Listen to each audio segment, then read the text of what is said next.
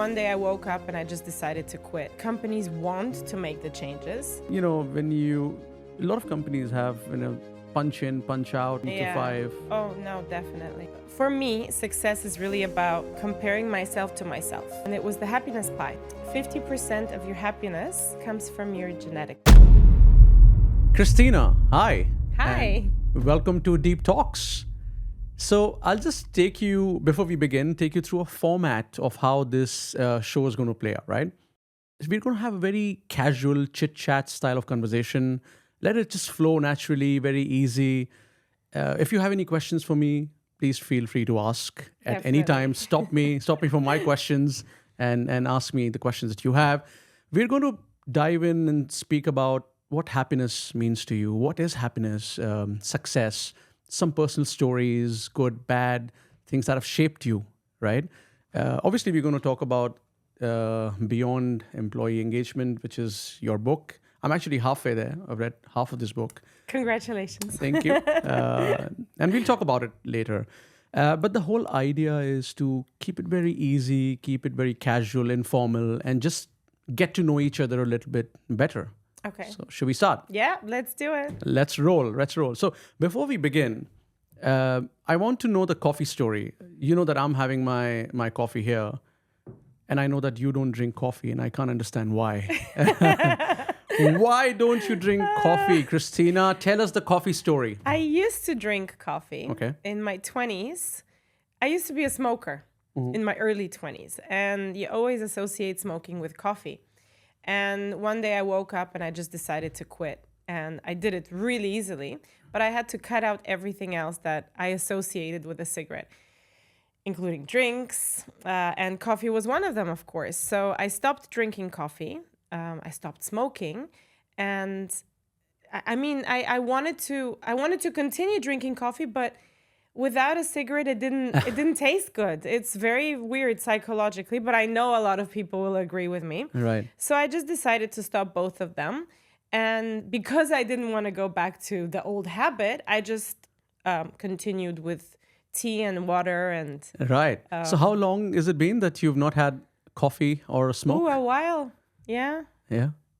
Like about 15, 18 years. Wow, and I see people struggling, with cigarettes and coffee is still all right, but with cigarettes, a lot of people trying different formulas, different ways of getting out of it, but just can't manage to get out. A lot of people are still struggling with. So, what's your one advice, if you may, for people?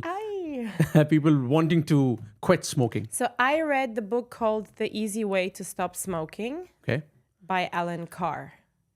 And this author has a lot of different books related to addictions. And he, takes you through how it's not an addiction, but it's in your mind. Right. It's quite an old book. I think it was written in the 90s.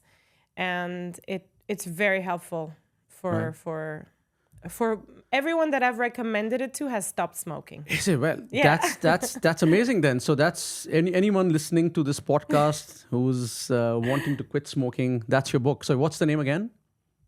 The Easy Way to Stop Smoking by Alan Carr. The Easy Way to Stop Smoking, right. Or to quit smoking, one of the two. Right. But the author is Alan Carr, and he's quite famous in the field of control, self-control. A coffee, at least 4 cups a day. Oh. Yeah. So, Kristina, you've been in working with various companies, really some big brands in the country. You've dedicated almost 2 decades in changing work cultures, happy workplaces. Do you think that companies really want to make a change, or is it sort of a tick in the box where you just do it for namesake, for branding, for publicity, and just put in some rules and regulations, and that's about it? What's your take on that? So first of all, I believe that companies want to make the changes, and it's not just an exercise or a tick in the box or a PR or an employer branding exercise. I want to believe that, and although there are certain companies out there that probably do it for public relations, I think most companies genuinely care. It's just a degree to how much they care and how much they know how to work on employee engagement and the employee experience. And really, what do they focus on? Because a lot of the times companies think about employee engagement as just fun and games, but there's a science behind it. There's a human connection behind it. There's the branding, of course, behind it as well, because people that are proud of their work and proud of their companies really demonstrate motivation, and they really go out of their way to say amazing things about the company. But they need to be proud of, first of all, their work, and second of all, proud of their company. So if companies are working on initiatives or let's say strategies that create pride, or they build pride in their employees, then that's one way. It's not a secret way, but it's a tip for really building employee engagement instead of just focusing on activities and calendars and pushing out stuff out there to employees. Right. But you've been part of Employee Happiness Awards, which we run, and on a number of occasions, I've got companies tell us that companies that sometimes don't win tell us that we know an X company has won an award, but we know that they haven't done these initiatives. Maybe they made a great presentation.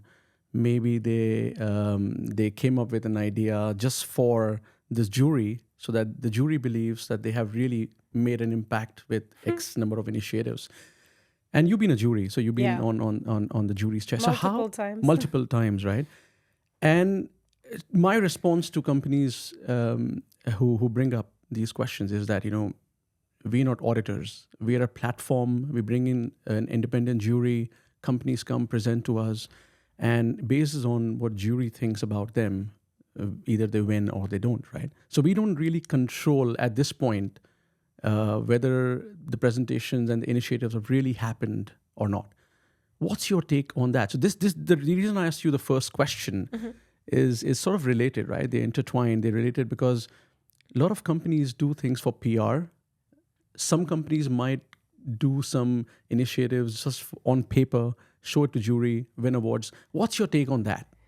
I think that's a very sad way of really approaching employee happiness and approaching mental health and workplace well-being in general. I think if if companies have to really go that far to create and curate such presentations and spend time speaking to us as jury members, it's really die hard or try hard, know? I don't know, of course, if this is true or not. But as jury members and as experienced professionals in the field of HR, it's very easy to catch if a person knows what they're talking about or not. It's very easy to ask a few questions, like related to metrics, for example, or related to, strategy and really the overall framework of the happiness initiatives, whether it's related to rewards and recognition or onboarding or training. If people are really doing it and we as jury members ask the right questions, then we will know if they're faking it or they're really, they've really done it. Right. So that's an important point that you made there, and basis of which I think we're creating a framework where we eliminate as much as we can a little doubt that we have that people might just be doing it for PR. So we've created that framework, and we'll implement that from the next Employee Happiness Awards, which will be in June next year. So some new ways of making sure that it's legit. Authentic. Yeah, it's exactly. Authentic. Yeah, right. So that's employee happiness, and we got an answer from you about, do companies really mean it? So my take is basically there might be a few companies who might just do this for PR, but in general terms, a majority of companies are really making efforts for well-being of employees and employee happiness.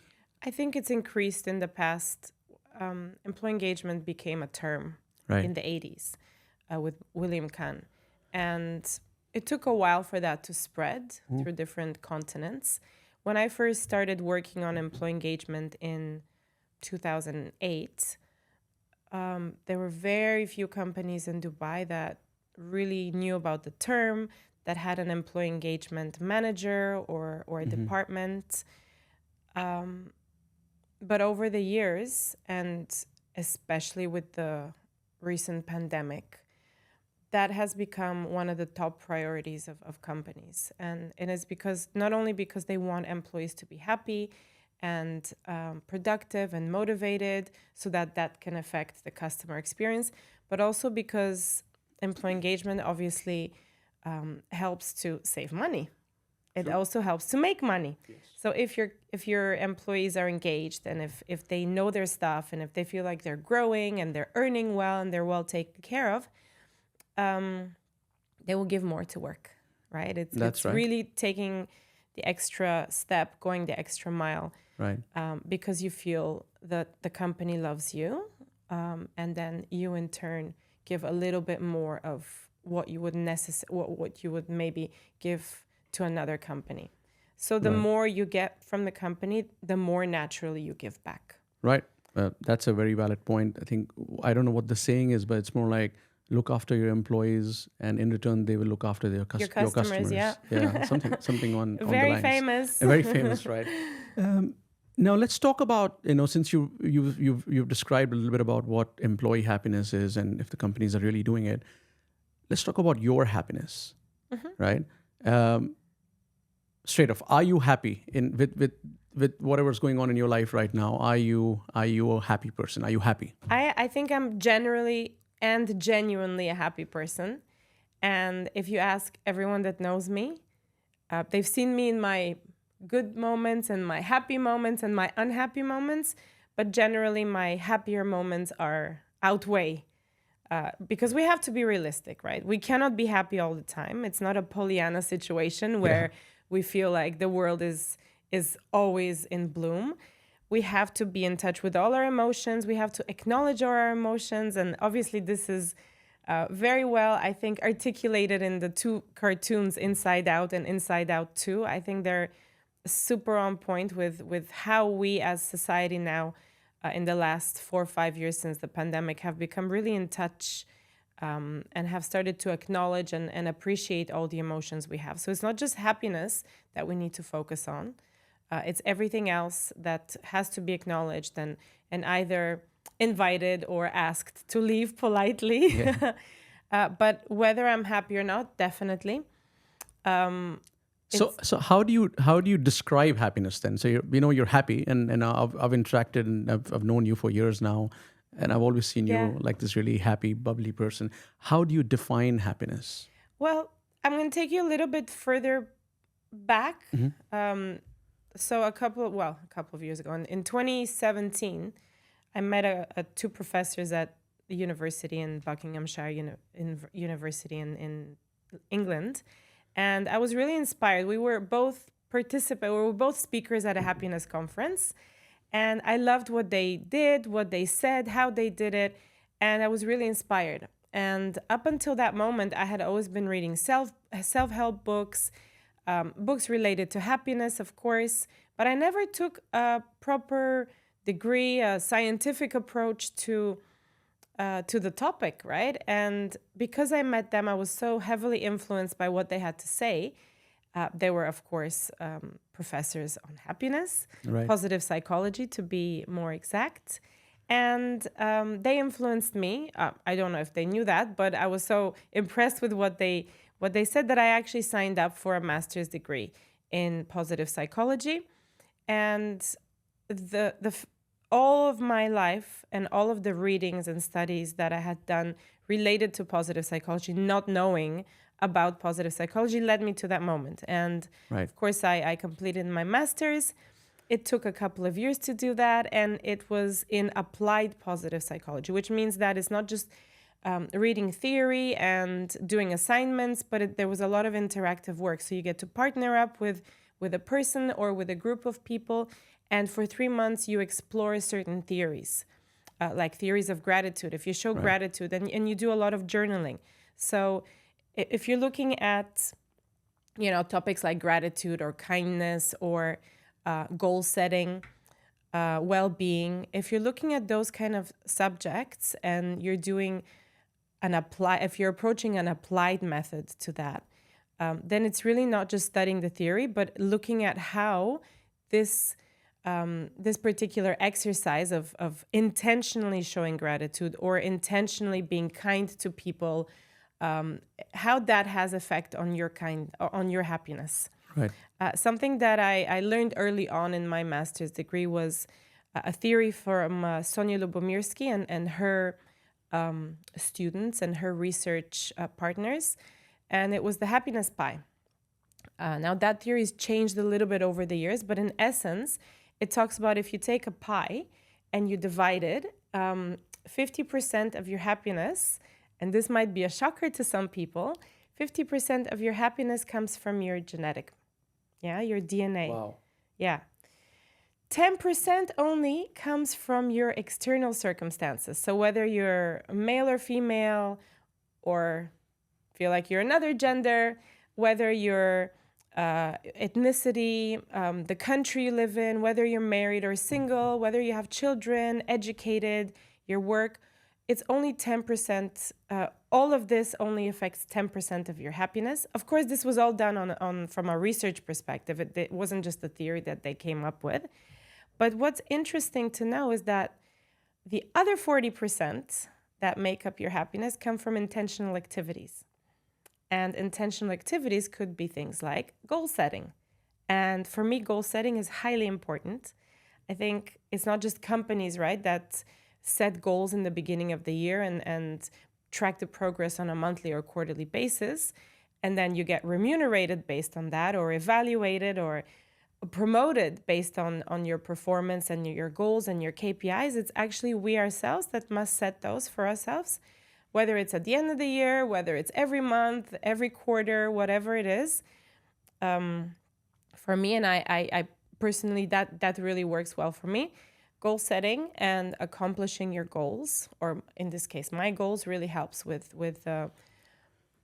I would say, helping my personal strategies and happiness and well-being, right. Grow, right. thrive, and really be sustainable. So you're saying that obviously, being kind and making a journal, writing down, number of things that help you to achieve sort of state of happiness. Yeah. We all know that. Most of the people have read about it, but the problem is not many people action it. So you're saying you've actioned it. You have to action it. Otherwise, all the books that you've read are just reading for the sake of reading. Yeah. If you don't put it into action, then why are you bothering to read it? Yeah, as I say, the world is an efficient place. And if you action things, then you get good results out of it. The whole problem is the world is full of very smart but lazy people. People don't action things, right? And when you start, it's like going 0 to 1, right? Just take some action, get to 1, and then 2, 3, 4, baby steps, right? But taking action is important. Being consistent, taking actions. So from what I understand is happiness is something that you can, 50% is genes, but the other 40% is something you can train yourself intentional by taking actions, right measures. You can develop the skill of being happy. Yeah. And sustainably happy. Yeah. And authentically happy. Authentically be happy, right? That absolutely right. Okay. And there's many tips, right? There's giving, We often say that those that give are happier than those that receive. Yes. So being generous, showing generosity, showing kindness, taking notice, being mindful, being aware of yourself, your circumstances, being aware of how people are perceiving you, showing that, developing that emotional intelligence as well. Another one is exercise or being active, whatever it is, whatever rocks your boat, just keeping your body in motion. It reminds me of this saying that a healthy body, a calm mind, and a house full of love cannot be bought. It needs to be earned. Yeah. Right? Yeah. This is by Naval Ravikant. So you're absolutely right. And worked on. You have to work on it. Yeah. But at the same time, let's not forget that chasing happiness can often lead to unhappiness. Yeah. So we really need to set our happiness strategy. Let's put it that way. That's the right way of putting it. We need to have a strategy and then work towards it. But then something also interesting that we don't need to go and talk about it for hours, but just to touch upon it and to make our audience aware is that not everyone wants to be happy. And I know this is a shocker because maybe people say everyone wants to be happy, but there are certain religions, certain nationalities that fear happiness. They fear it because they feel that if they're happy, it means they will become lazy, or they won't continue working on what they need to be working. And they feel that happiness isn't the end all of life, Right. but it's really about, being there for your family, being generous, being a good person, being a spiritual person. So yes, we always talk about happiness, especially in the last, I would say, 20 years. There's been a lot of literature on it as well. There's been a lot of movies, of course. But let's not forget that it's, for certain people, they don't want to be happy. I'm not saying they want to be unhappy or they want to be sad and miserable, but it's just happiness is not their end goal. Wow, that's very interesting to know, and a very different perspective. Yeah. What about success, Kristina? Would you call yourself successful? How do you define it? And the stage you're in life right now, or where you were 10 years ago, and when you compare it, just tell us a little bit about success. Yeah, I think success is about growth. It's about really, it's such a deep question, right? Well, you're on DeepTalks. Yeah, we're on DeepTalks. It's true. For me, success is really about comparing myself to myself. I hate comparing myself to others, and I do my best to avoid that because that itself can lead to unhappiness, because you never know what journey someone is going through. So never compare yourself to others, but instead compare yourself to yourself. So if you are setting goals, looking at your priorities, evaluating it, that helps you set a trajectory in life. If not, then you end up like a seaweed. Wherever the sea or the water takes you is where you're going to go. And then throughout the years, or throughout, let's say, the decades, look at how you have been successfully navigating this path. And one of my favorite sayings that was said to me by a previous boss of mine is, we are kept away from our goals, not because of obstacles on the way, but because of clearer paths to lesser goals. Right. Yeah. Interesting. So if you are my goal, I am not kept away from you because I have all these obstacles here, but because there are smaller goals and the paths are clear. So it's easier to get very distracted. Right. They divert your attention from the main goal. Yeah. Right. And I get very easily distracted, by the way. Is it? Yes, very easily. So what do you do to focus again, and you know that these are distractions, you identify them? What is your method Writing to stuff focus? down. Writing stuff down. Writing stuff down, whether it's typing it or whether it's writing it in a notebook or in a diary. If I do the action of writing and planning, I might get distracted for an hour, for a day, for a week, but I'm always keeping my mind on the prize, on the goal, on the next destination in the journey. Right. And of course, enjoying myself while I'm at it. Well, that's the only way to live, right? Yeah. I mean, enjoy the journey. Yeah. And let's talk about beyond employee engagement. Let's do that. So Kristina has written this book. I think this was last year. No, this year. This year, right? It's brand spanking new. It's a brand new book, and it's a great book. I've read half of it. I'm halfway there, and it talks about great stuff about employee happiness, employee engagement, cultures. And I think it's not only for people from the vertical of employee happiness or HR. I think it's for people from all walks of life, because either you are an employee or you're an employer. So it sort of gets, talks to everyone in a way. It's a great message. I want to talk about one personal story that you mentioned here, which is the passing of your grandfather. And I think this was in 2000. Sorry, remind me of the date, please. It was 2003. 2003. It was 21 years ago. 21 years ago, right?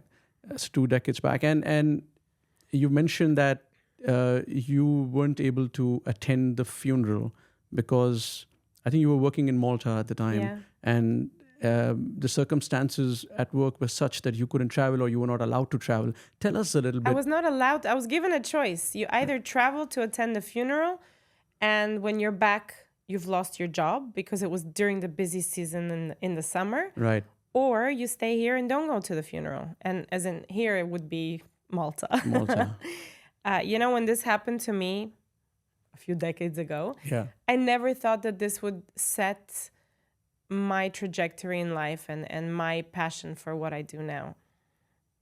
Because it just gave me the impetus to really work on and really actually enjoy and believe in what I'm working on. For me, it's employee happiness, employee engagement, the employee experience, creating happy workplace cultures, creating thriving workplace cultures is not something that I was pushed into because I'm a happy person, but it's really something that I think fits me so well Right. that it really comes intrinsically for me. So this single episode sort of triggered that moment? Yeah. I didn't even know it at the time, of course. But looking back many years later, way before I wrote the book, of course, Yeah. it was something that drove me to really say, how can I help workplaces to avoid these kind of situations? And of course, let's be realistic. Yeah. If you work in a place with 5, 10, 15 people, it's easier. So smaller companies, it's easier to really control employee engagement and the strategies around. But if you're working in large organizations like I was with 3,000 plus people, close to 4,000, it's very difficult to control what other supervisors or assistant managers or managers, directors, what they do, what they say, what they don't do, and what they don't say, and how they react. And so you can really only focus on the power that you have and Right. the training and really being there for people. We say that, bad bosses ruin lives. Yeah. And it's true. It's happened to me in the past, of course. So the book is really about anyone in a position of power, whether you're a supervisor or whether you're a CEO or a general manager of a company, you have the responsibility and you have, you can make an impact on people's lives. So what kind of impact do you want to make? It's up to you. Right. And are you aware of your influence on people's lives and on the lives of their families, right? Because we say that if employees are feeling good at work, they go home and their family is feeling good. True. If they're not, if they're living in a toxic or working in a toxic workplace, when they go back home, this toxicity is felt by their loved ones, eventually it trickles down to their neighbors, eventually societies. And especially if you're looking at large organizations, if you're looking at multinationals, the culture that they develop really helps to shape those societies. And they have that mega responsibility to be aware of it. Yeah. So basically you're saying as a society, we create more unhappy people because it's all ripples effect, right? Like it moves down to family, to society. Yeah. If you, Well, I mean, you spend so much time at work, and if you're unhappy at work, Yeah. I think everybody sort of gets a piece of it in the society. Yeah, absolutely. You're either earning at work or you're learning at work. If you're doing both, great. If you're doing neither, then leave. This is, I quote that in the book. It's by another famous business person. Right. But I really believe that. And by learning, it's not just, you're learning and development, you're training, but it's also learning about your work in general and it's growing. Right. And that's another driver, a big mega driver of employee engagement and loyalty, retention, Right. and productivity. Right. No, that's great insights. By the way, I'm doing a couple of courses now on employee engagement. I'm doing something from University of Michigan right now. It's an online course. It's a 4-week course on employee Well done. engagement. Yeah, thank you.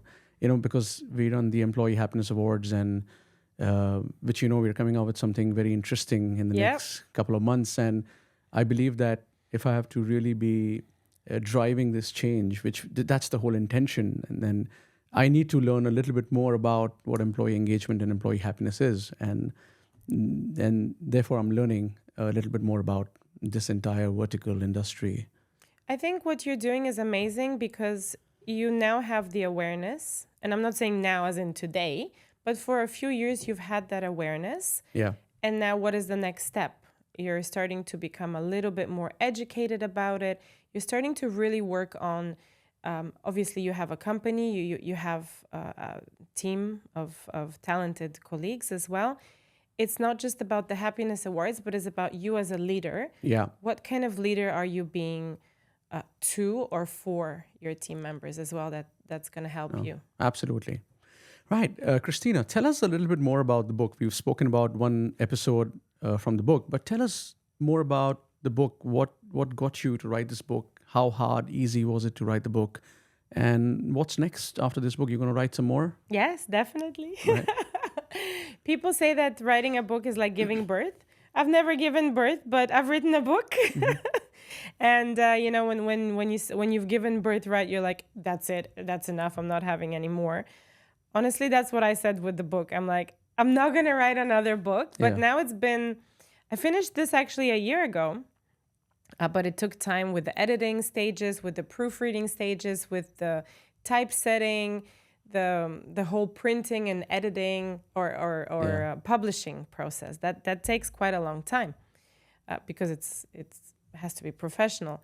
So, now that I've gotten a little bit over the stress of writing a book, but also the enjoyment, I want to be able to enjoy myself the same way that I did when I was writing this first book. And I have a couple of really good ideas in mind for what's to come. Of course, it's going to continue to be on this topic about happiness and workplace cultures, mostly. A lot of the times we end up reading books and we just read the text, but we don't get anything out of it. And so my next book is really going to be very short chapters, 2-page chapters, and it's going to be packed with strategy and how you can create those workplaces. Actionable points. Actionable points. For women, obviously, the cost of reproduction is much more than what it is for men. I mean, there's 9 months where you have to look after a baby in your womb, and how long did it take? It took a lot longer than 9 months. More than 9 months. I'll tell you that. How long was that? So in 2016, I attended this summit called Success Summit. Okay. And it was here in Dubai. And I was really inspired by some of the speakers who had all written books. And I took a course from one of the speakers. And this course really walked you through why it is important to have a book if you're a thought leader, if you want to be in the field as a specialist in the field that you're specializing in. So 2016 is when the idea germinated, or let's say started to grow. I have been writing since I was a child. So I got this passion from my grandma. I got the talent, I believe, from my grandma. But so 2016 is when I was, when you start playing around with the idea, you start creating frameworks, you speak to people. But in 2017, I said, this is the year that I'm going to start really for real. I didn't really start until a bit later. I had a lot of false starts, let's put it that way. But I met Mustafa from Passionpreneur Publishing, and he was very driven and very, I would say, he gave me a lot of inspiration and a lot of strength. And actually, the book is published with Passionpreneur Publishing. Wonderful. It took me about 1.5 years to write it. I would say 1 year and 8 months. Right. I had a little bit of a stop in between. But I wanted to really enjoy the process. I didn't want to rush. I didn't want to get stressed out because I'm not doing enough work. I did not get writer's block because I did a lot of planning. So I knew exactly what I was going to write. I knew exactly what the chapters were going to be about and the structure of each chapter. So I did not get writer's block. Many people do. But it took about 1.5 years, like I said. And then the whole phase of editing and proofreading. Right. But the journey itself has been very interesting. I really, there were so many times throughout this experience that I thought, I'm never going to finish this book. Right. um, and really for no particular reason. It wasn't because I didn't have time or because I couldn't write or I didn't have inspiration. It was just, it takes a lot of discipline. Yeah. You have to really be persistent, consistent, and disciplined. And, eventually, obviously, believe that you will do it Yeah. and that you can do it. Well, fantastic. I think I'll come to you when I decide when I want to write a book and take some tips Yeah, of definitely. how to begin, how to start. Actually, that's one of the most difficult things to do, start. right? How to Yeah. start. Once you Yeah. start, somehow things roll in the right way. It's just that taking that first step. Again, like I keep saying, 0 to 1.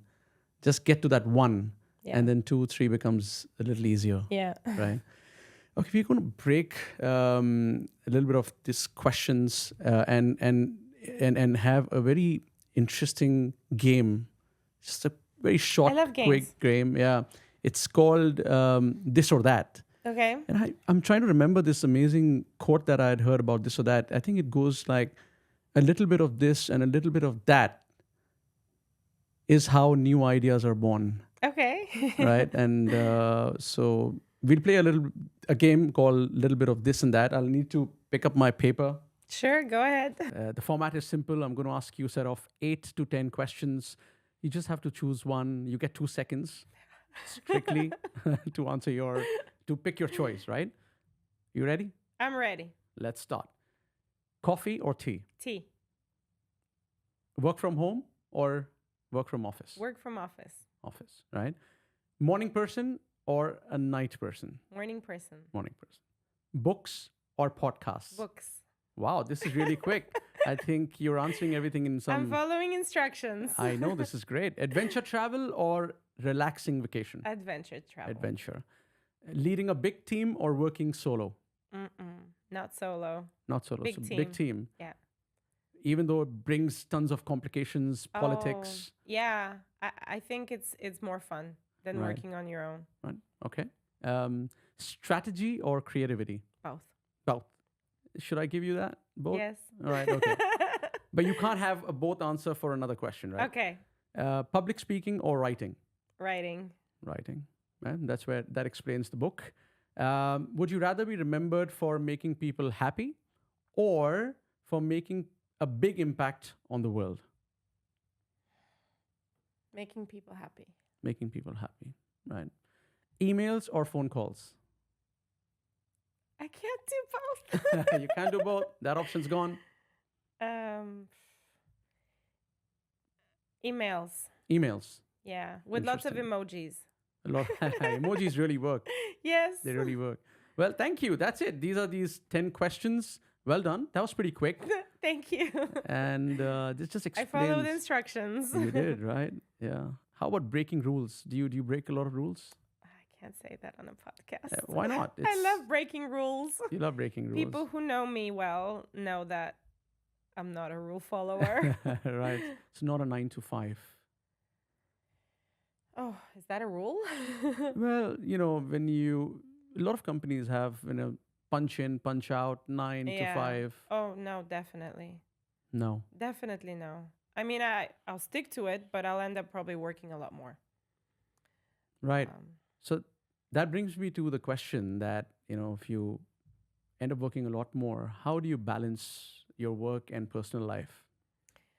Well, I think something that for me is important when it comes to work is to really enjoy yourself. And maybe not everyone has that privilege to have fun at work and to be fulfilled by what they are working on, because we spend 8 to 12 hours. I'm going to put 12. Certain professions Sometimes have more. Exactly. But let's say 8 to 12 hours at work. It's really crucial to enjoy yourself and to have fun. And if you're not having fun, then you're not going to put that discretionary effort. You're not going to work on weekends. You're not going to work that extra 5-10 minutes after you've gone home. And I'm not, by the way, I'm not a supporter of work-life disbalance. You know how you say work-life balance or work-life integration. So what I'm saying is I'm not promoting working long hours or working at home while you've come home from the office or working while you're on vacation. I think that's very destructive. But what I'm saying is that if you're really enjoying what you're doing and if you're really passionate about it and committed and you really believe in it, then naturally it's going to come to you Right. and you're going to do it. Yeah. So it feels like play. I mean, when you're really enjoying what you do, it feels like play, Yeah. and you don't mind Yeah. doing that little Exactly. extra. Because for me, it makes me happy. Yeah. I want to have, I want to feel very proud of what I do. It's something that drives me. And if I'm not proud of what I'm doing, then I won't put any effort in it at all. Right.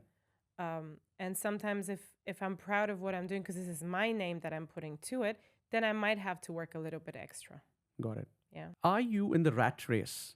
And what I mean by rat race is, waking up and being at a place where you don't want to be, reporting to a boss you don't want to report to, forced to do some work which you don't enjoy doing, just a rat race, or you would say that you're out of this and you're running your own race. Tell us a little bit about that. I want to believe that I've never been in a rat race. Wow. That's first of all my set. Although there have been moments in my life that have felt a little bit like Groundhog Day, where you do wake up and you're like, the same thing on repeat. But if that happens to me, I tend to shake things up. Right. And whether it happens for a week or a month or a few months, I never let it go beyond 6 months. So you're not because in the I'm rat aware race. of that. I'm aware. Right. It really depends. I mean, if you're looking at rat race, it could be, what do you do? What do you expect it to do at different moments of your life, at different decades in your life? You graduate university, you find a job, you buy a house, you get married, you have children. There are certain stereotypes that I fit in, of course. Yeah. But there are others that I don't. So I think I'm running my own race. That's how I think it should be for most of us, right? Yeah. But definitely the concept of waking up and going to work and not enjoying yourself, for me, that's a big no-no. I have been in that position for no longer than, I would say, 8 months. And it felt horrible. It really did not fulfill me. The people around me felt it. My family felt it. My loved ones felt it. So going and reporting to someone you don't appreciate, working on something that doesn't bring you fulfillment or doesn't motivate you, or doesn't, challenge you in the right amounts is right. something that I have been. But let's completely get out of that. But it's interesting that you say probably in your career, 8 months you've been in the rat race. That's the longest I've been. That's the longest you've been. And yet, in our day to day, we meet so many people who are in the race, right? In the rat race. Yeah. They don't enjoy what they do. They're going and reporting to bosses from whom they don't learn anything. And yet you can't get out of it. You've planned, you've taken some actions, you've planned your life in a way which has helped you get out of this race. But there are tons and tons of people still living this on a daily basis, right? Yeah. And I think what happens is if you keep upgrading your lifestyle with every upgrade of your paycheck, then you're always going to be in the loop of having to be in the rat race, right? So I think it's a number of things put together where you shouldn't be upgrading your lifestyle in the same way you're increasing your pay slips. You know what I mean? So I think having that balance is important to get out of this rat race and living a more meaningful life. Carefree.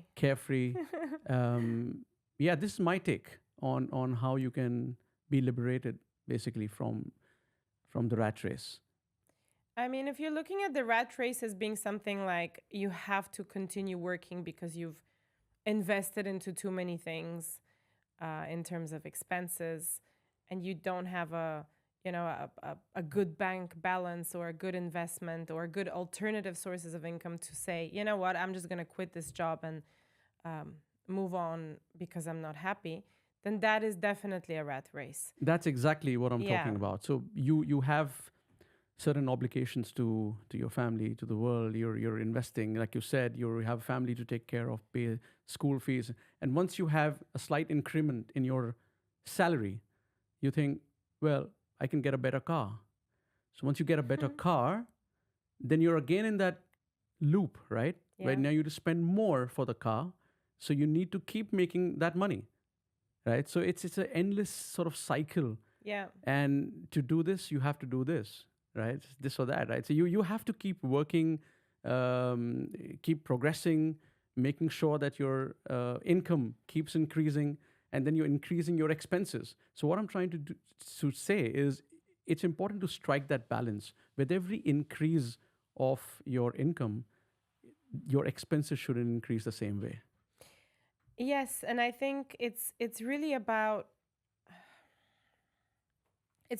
having alternative sources of income, and setting yourself up for success in a way that it's not just, your income is not just going to come from your job, but it's going to come from different areas, so that you can be somewhat independent. And I'm talking about people who have who work, who are not entrepreneurs, people like the majority of us who work in a company, who have a boss who may or may not get fired any day. So set yourself up for independence. No, I think that's a very valid point. Have multiple incomes, and it really doesn't matter. I think whether you're an entrepreneur or an employee, the kind of modern world we live in, there are different avenues. All you have to do is explore, learn, invest in a few places where a passive income Yeah. can start. Yeah, be curious. Be curious. Always keep learning. Absolutely. So, just to sum up the question on rat race, I think my takeaway is, to keep your lifestyle in check, and do not upgrade it with every upgrade or increment in your income, so that it gets easier to be out of the race, and you don't have to be in the loop of, just the next increment just to manage your expenses. That's my takeaway. Yeah. To be Living out from paycheck to paycheck, right? That's what happens when you keep increasing your expenses. Absolutely. Yeah. Without having any alternative sources of income flowing in. Yeah, that's another thing that, explore, learn, be curious, because there are too many ways in the modern world to get that passive income going. And instead of increasing your expenses, rather invest that Absolutely. into, I'm a big believer of that. into multiple avenues which are available to everyone. Pay yourself first. Pay yourself first. There you go. That was, I tried using that sort of formula for myself when I was running the company. It doesn't always work, because, you got to first always pay your employees. Yes. And that is sort of a given rule, right? You can't break it. First On time, day every time. of the month, pay your employees first. Then pay off all your debtors, like all the debts you have, the banks or whoever that is. And then if anything is left, that's when you take your your money out. So it's not always easy, but yeah, pay yourself first. Yeah. Yeah. And I'm talking about, okay, if obviously if you own a business, it's maybe a different rule, but I do tend to think that you should be following that rule. But if you're working for a company or at a company, when you receive your paycheck, always pay yourself first. And by that, I mean, save a portion of your income, whatever percentage you have established, and then go to the supermarket, go to the club, go to the bar, go to the hairdresser, get your car done.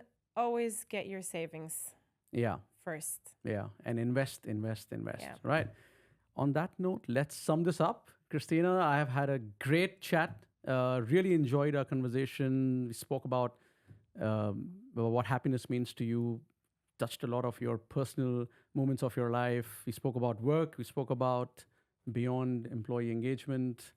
And I've really enjoyed this chat. And, I'm looking forward to future collaborations with you. We're working on something interesting. Yes, and we I'm are. really excited about that. But thank you for coming to Deep Talks. I've had a very enriching conversation experience getting to know you better. I hope it's given you deep thoughts. It has given me deep thoughts, more to reflect. Yeah. Thank you for making it today. Thank you so much for having me on the show. And I've also enjoyed the conversation. And I'm really excited for what's to come from our collaboration together. Thank you so much, Kristina. Thank you as well.